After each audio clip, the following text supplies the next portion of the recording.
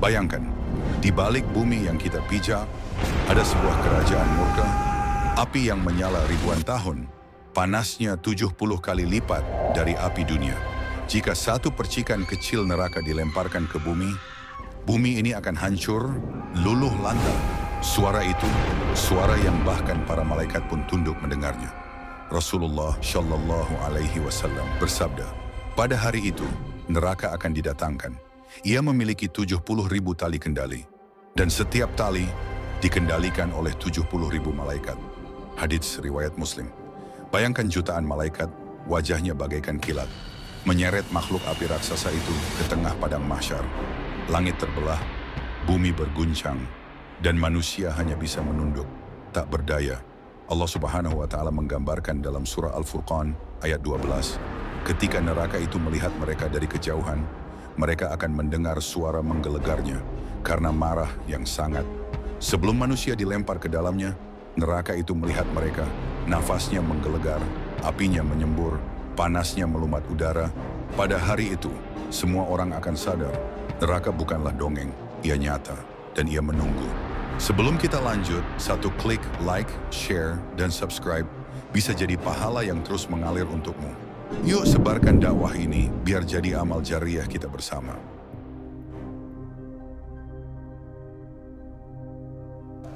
Bayangkan hari itu, padang luas tanpa pepohonan, tidak ada tempat bersembunyi.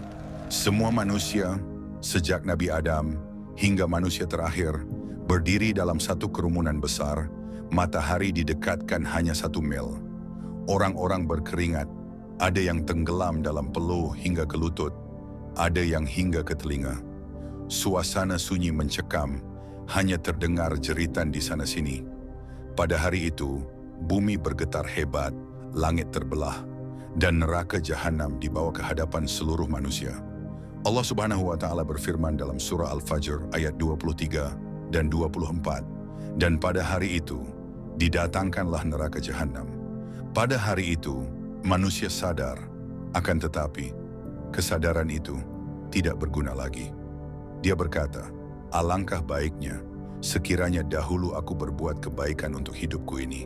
Rasulullah Shallallahu Alaihi Wasallam menggambarkan bahwa neraka dibawa dengan 70.000 kendali, dan setiap kendali dipegang oleh 70.000 malaikat. Bayangkan, kekuatan yang tak terbayangkan hanya untuk menahan amarah neraka itu. Orang-orang beriman gemetar, orang-orang kafir, wajah mereka pucat ketakutan.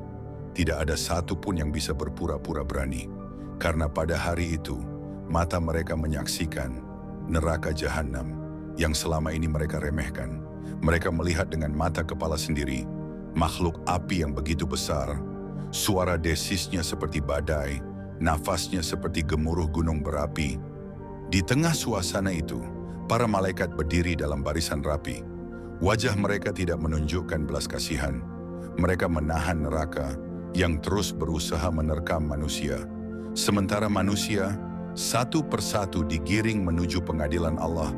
Setiap jiwa menunggu giliran dengan ketakutan yang belum pernah mereka rasakan sebelumnya.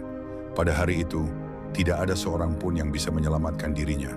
Kekayaan tidak berguna, kekuasaan tidak berharga, dan segala kesombongan dunia menjadi debu yang tidak berarti.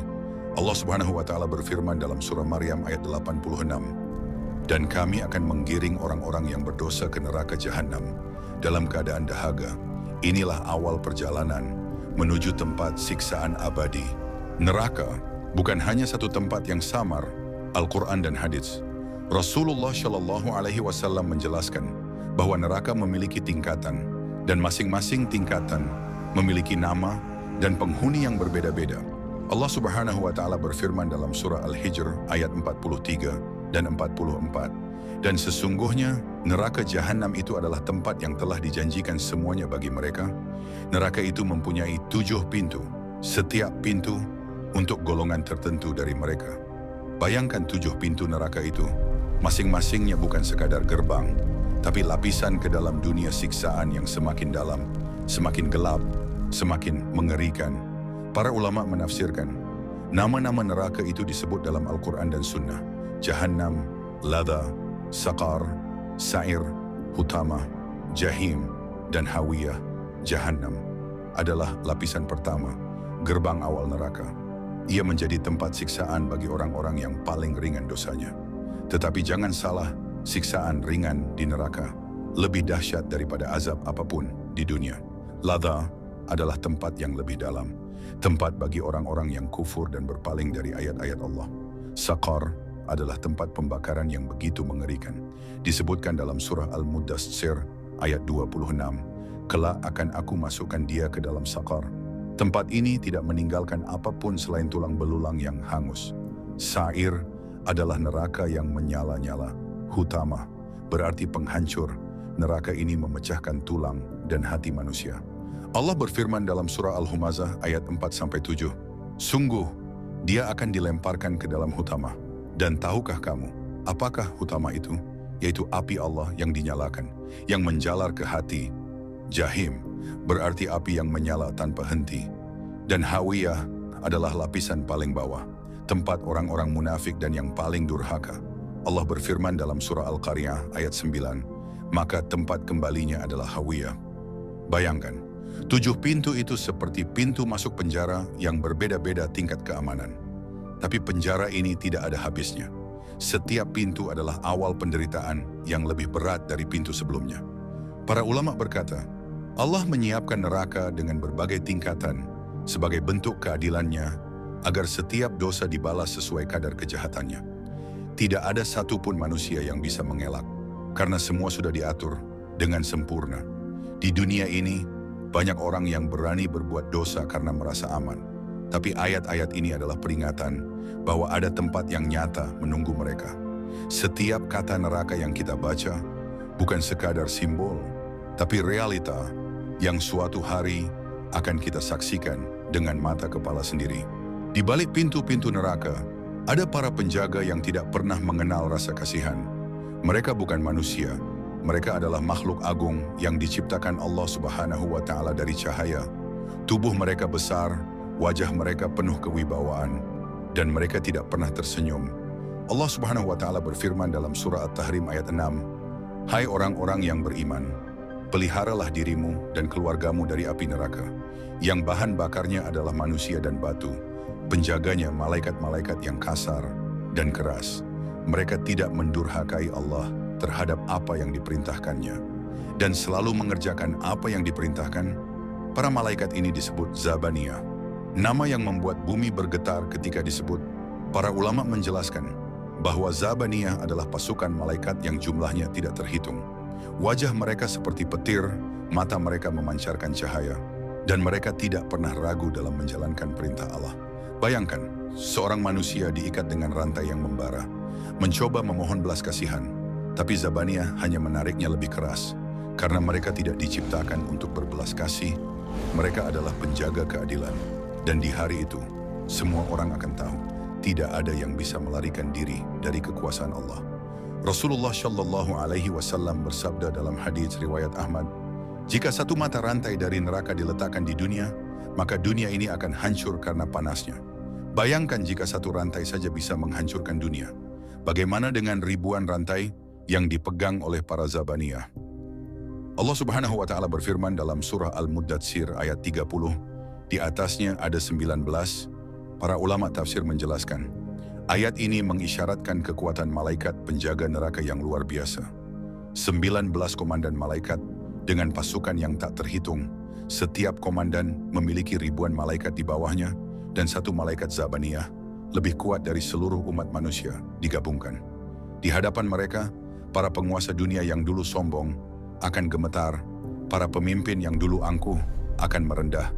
Tidak ada status, tidak ada harta, tidak ada jabatan yang bisa melindungi. Karena Zabaniyah tidak pernah salah menilai. Mereka hanya menjalankan perintah Allah, mengambil orang-orang yang layak masuk neraka dan melemparkannya ke tempat yang telah ditentukan. Hari itu, kita semua akan menyaksikan bahwa rahmat Allah begitu luas, namun keadilannya juga begitu tegas, dan para Zabaniyah adalah wujud nyata dari keadilan itu.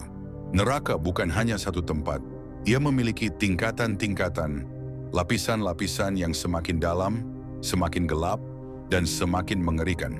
Allah Subhanahu wa Ta'ala berfirman dalam surah Al-Hijr ayat 43 dan 44, dan sesungguhnya neraka jahanam itu adalah tempat yang telah dijanjikan semuanya bagi mereka. Neraka itu mempunyai 7 pintu, setiap pintu untuk golongan tertentu dari mereka. Bayangkan, 7 pintu itu bukan sekadar gerbang, tetapi jalan menuju dunia penderitaan yang semakin tak tertahankan. Para ulama menjelaskan, neraka memiliki 7 lapisan, dan setiap lapisan disiapkan untuk golongan tertentu sesuai amal perbuatannya di dunia. Lapisan pertama adalah jahanam, tempat orang-orang muslim yang berdosa besar namun belum bertaubat. Siksaan di sini luar biasa, namun ia adalah lapisan paling ringan dibandingkan yang lain. Lapisan kedua adalah ladha, tempat orang-orang kafir yang menolak ayat-ayat Allah dengan kesombongan. Ladha berarti api yang menyala-nyala, membakar tubuh dan tulang. Lapisan ketiga adalah saqar. Allah berfirman dalam surah Al-Muddatsir ayat 26 hingga 29. Kelak akan aku masukkan dia ke dalam saqar. Tahukah kamu apakah saqar itu? Ia tidak meninggalkan dan tidak membiarkan. Ia adalah pembakar kulit manusia. Lapisan keempat adalah sa'ir, tempat bagi orang-orang yang terus-menerus berbuat maksiat, neraka yang menyala tanpa henti, menyambar setiap orang yang dilemparkan ke dalamnya. Lapisan kelima adalah hutamah. Allah Subhanahu wa Ta'ala berfirman dalam surah Al-Humazah ayat 4-7. Sungguh, dia benar-benar akan dilemparkan ke dalam hutamah. Dan tahukah kamu apakah hutamah itu? Yaitu api Allah yang dinyalakan, yang menjalar ke hati. Hutamah adalah neraka yang menghancurkan tulang belulang dan hati manusia. Lapisan keenam adalah jahim, api yang tak pernah padam. Siksaannya begitu berat hingga manusia akan memohon kematian, tetapi tidak pernah diberi. Dan lapisan terakhir yang paling bawah adalah hawiyah, tempat bagi orang-orang munafik, orang-orang yang di dunia berpura-pura beriman, namun hatinya kafir. Allah berfirman dalam surah Al-Qari'ah ayat 9, maka tempat kembalinya adalah hawiyah. Bayangkan lapisan-lapisan neraka ini seperti penjara dengan tingkat keamanan yang berbeda-beda. Namun perbedaannya, penjara ini tidak memiliki pintu keluar. Setiap lapisan adalah hukuman abadi yang sesuai dengan dosa seseorang. Para ulama berkata, keadilan Allah sempurna, tidak ada satu amal pun yang terlewat. Setiap orang akan mendapatkan balasan sesuai perbuatannya. Inilah pengingat bagi manusia, bahwa neraka bukan dongeng, ia nyata, ia memiliki nama. Dan setiap lapisan menunggu golongan tertentu yang pantas menghuninya. Di dalam neraka, ada pohon yang tidak seperti pohon di dunia, ia tumbuh dari dasar neraka. Akarnya menjalar di atas lahar yang menyala, dan buahnya menyerupai kepala setan. Allah Subhanahu wa Ta'ala berfirman dalam surah Asy-Syafat ayat 62 hingga 66. Sesungguhnya pohon zakum itu adalah makanan bagi orang-orang yang banyak berdosa. Seperti cairan logam yang mendidih, ia mendidih di dalam perut. Seperti mendidihnya air yang sangat panas. Bayangkan, buahnya hitam, berduri, dan mengeluarkan bau yang busuk. Ketika orang-orang yang berada di neraka dipaksa memakannya, buah itu melelehkan bibir, lidah, hingga isi perut mereka. Namun mereka tetap memakannya, karena tidak ada makanan lain. Setelah itu, mereka diberi minum dengan hamim, air mendidih yang panasnya tidak tertandingi. Allah Subhanahu wa Ta'ala berfirman dalam surah Muhammad ayat 15, dan mereka diberi minum dengan air yang mendidih, yang memotong-motong usus mereka. Ketika air itu masuk ke mulut mereka, panasnya menghancurkan tenggorokan, dan tubuh mereka terpotong-potong dari dalam. Tidak ada makanan yang mengenyangkan, tidak ada minuman yang melegakan dahaga. Yang ada hanyalah makanan dan minuman yang menjadi penyiksaan. Selain itu, penghuni neraka dirantai dan dipukul dengan besi panas. Allah Subhanahu wa Ta'ala berfirman dalam surah Al-Hajj ayat 21, dan untuk mereka palu-palu dari besi, bayangkan palu yang beratnya ribuan kilogram, dipukulkan oleh malaikat Zabaniyah kepada para penghuni neraka. Hanya satu kali pukulan membuat tulang belulang hancur. Namun mereka tidak mati, karena di neraka kematian tidak ada. Rasulullah Shallallahu Alaihi Wasallam bersabda dalam hadits riwayat Tirmidzi, andaikan satu ember dari air neraka diturunkan ke bumi, maka seluruh penduduk bumi akan binasa karena baunya. Bayangkan, itu hanya satu ember air dari neraka. Sedangkan di neraka, ribuan sungai dan lautan berisi hamim, tempat minum para pendosa yang tidak pernah bertaubat. Semua siksaan ini adalah peringatan bahwa neraka bukan hanya panas, ia memiliki bentuk azab yang berlapis-lapis. Setiap hukuman diatur sesuai kadar dosa. Tidak ada yang lolos dari keadilan Allah. Bayangkan hari itu, kita dihadapkan pada pilihan menjadi orang yang selamat atau menjadi salah satu penghuni neraka. Karena sejak sekarang, pintu taubat masih terbuka, namun pada hari itu, semua pintu telah tertutup. Bayangkan, suara-suara dari kedalaman neraka, jeritan yang memecah langit, tangisan yang tidak pernah berhenti, dan doa-doa yang tidak pernah dijawab. Allah Subhanahu wa Ta'ala berfirman dalam surah Al-Mu'minun, ayat 107 dan 108. Mereka berkata, "Ya Tuhan kami, keluarkanlah kami darinya, maka kami akan mengerjakan amal yang saleh, yang berbeda dari apa yang telah kami kerjakan dahulu." Allah berfirman, "Tinggallah dengan hina di dalamnya, dan janganlah berbicara denganku."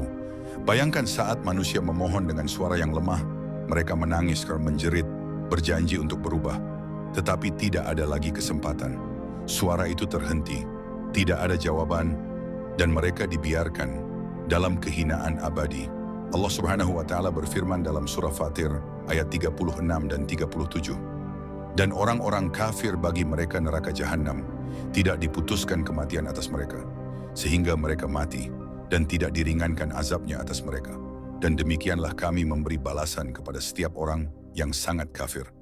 Mereka berteriak, "Ya Tuhan kami, keluarkanlah kami akan mengerjakan amal saleh." Bukankah kami telah memanjangkan umurmu untuk dapat berpikir bagi orang yang mau berpikir? Dan bukankah telah datang kepadamu seorang pemberi peringatan? Maka rasakanlah, dan tidak ada bagi orang-orang zalim seorang penolong pun. Bayangkan, para penghuni neraka saling menyalahkan. Pemimpin disalahkan oleh pengikut, pengikut disalahkan oleh pemimpin.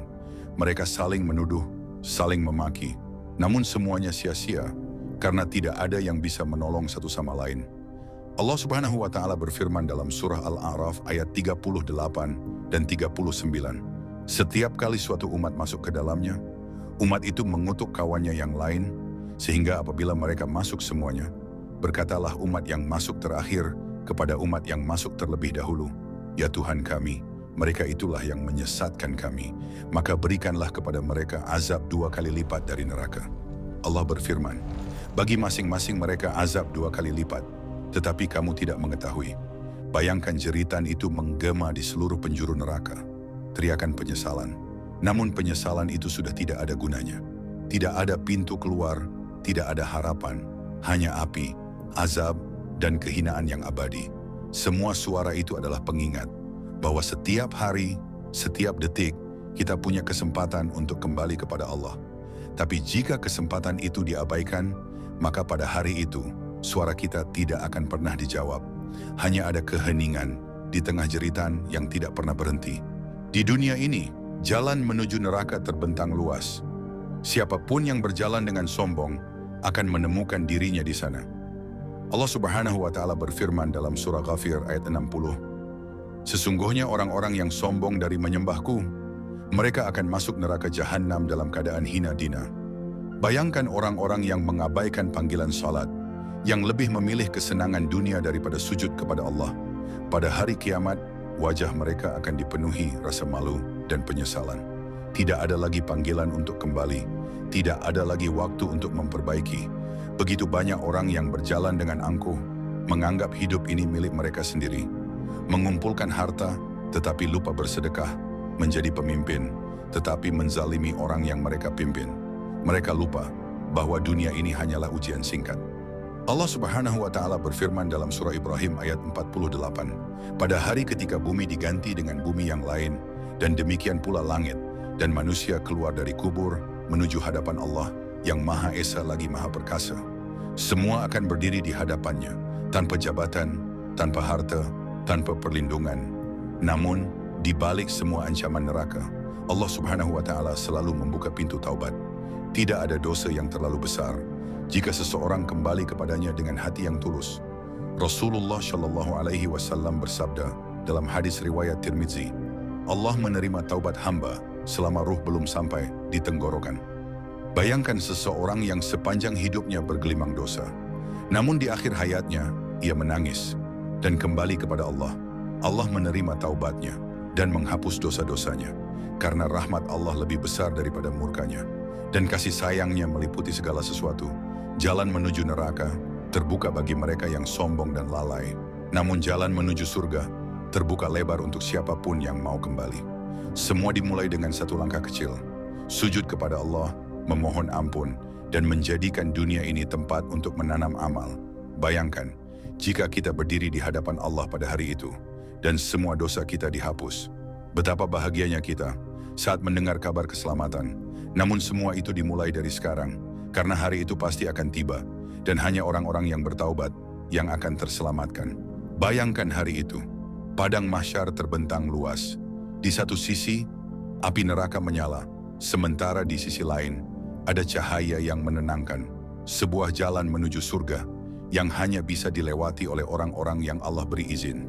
Allah Subhanahu wa Ta'ala berfirman dalam surah Maryam ayat 63, "Itulah surga yang kami wariskan kepada hamba-hamba kami yang bertakwa.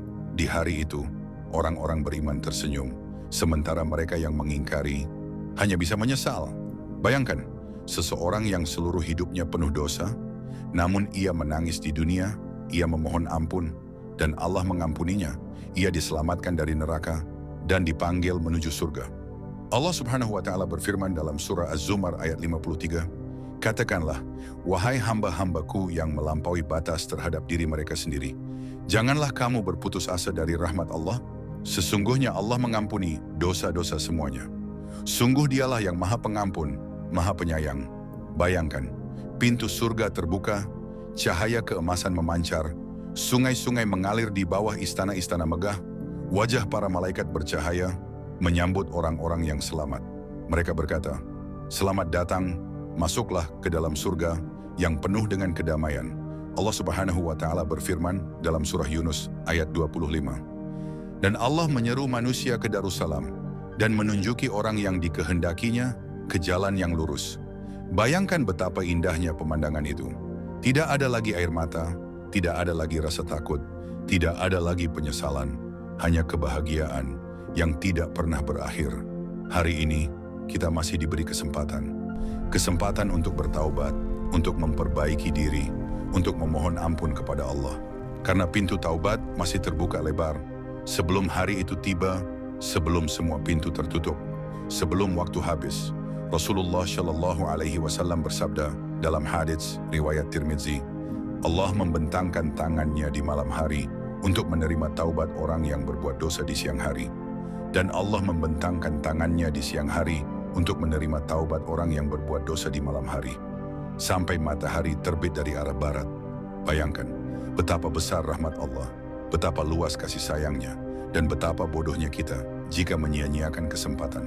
Hari ini, kita bisa sujud. Hari ini, kita bisa menangis. Hari ini, kita bisa kembali kepadanya, karena ketika hari itu tiba, semua akan terlambat.